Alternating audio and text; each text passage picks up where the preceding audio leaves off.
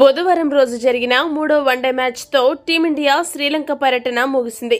ఈ పర్యటనలో భారత జట్టుకు మిశ్రమ ఫలితాలు లభించాయనే చెప్పాలి.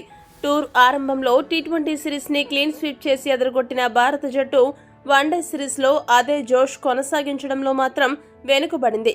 ఇదిలా ఉంటే లంక సిరీస్ ముగించుకున్న భారత జట్టుకి ఒక గుడ్ న్యూస్ అందింది. వివరాల్లోకి వెళితే ఐసీసీ తాజాగా ప్రకటించిన వన్డే ర్యాంకింగ్స్లో టీమిండియా హవా కనబడింది. టాప్ 4 స్థానాల్లో ముగ్గురు మనవలే ఉండడం గొప్ప విషయం.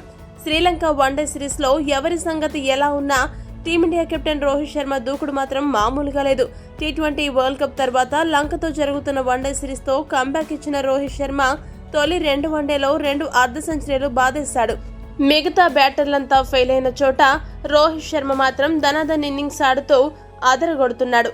బౌలర్ ఎవరు అనేది పక్కన పెట్టి అందరినీ మడత పెట్టేస్తున్నాడు.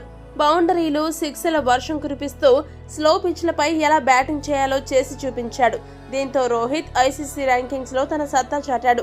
ఐసీసీ తాజాగా ప్రకటించిన వన్డే ర్యాంకింగ్స్ లో రోహిత్ శర్మ తన స్థానాన్ని మెరుగుపరుచుకుంటూ 3వ స్థానానికి ఎగబాకాడు. 763 రేటింగ్ పాయింట్స్ తో టాప్ 3లోకి దూసుకొచ్చాడు.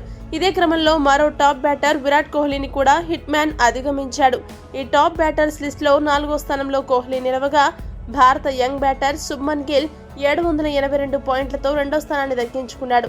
ఇక ఈ జాబితాలో పాకిస్తాన్ కెప్టెన్ బాబర్ ఆజమ్ 824 పాయింట్లతో అగ్రస్థానంలో కొనసాగుతున్నాడు. వన్డే ర్యాంకింగ్స్ లో టాప్ 4 స్థానంలో గిల్, రోహిత్, కోహ్లీ రూపంలో 3 టీమిండియా ఆటగాళ్లు ఉండడం విశేషం. ఇక వన్డే ఫార్మాట్ లో బౌలర్ల ర్యాంకింగ్స్ లో టీమిండియా స్పిన్నర్ కుల్దీప్ యాదవ్ 4వ స్థానాన్ని కైవసం చేసుకున్నాడు. ఈ ర్యాంకింగ్స్ గురించి తెలిసిన తర్వాత భారత అభిమానులు మన బ్యాటర్లను ప్రశంసల్లో ముంచెత్తుతున్నారు. టాప్ 4లో ముగ్గురు మనవలే ఉండడాన్ని బట్టి టీమిండియా ఆధిపత్యం ఏ లెవెల్లో ఉందో అర్థం చేసుకోవచ్చని నెట్టింట కామెంట్స్ తో సందడి చేస్తున్నారు.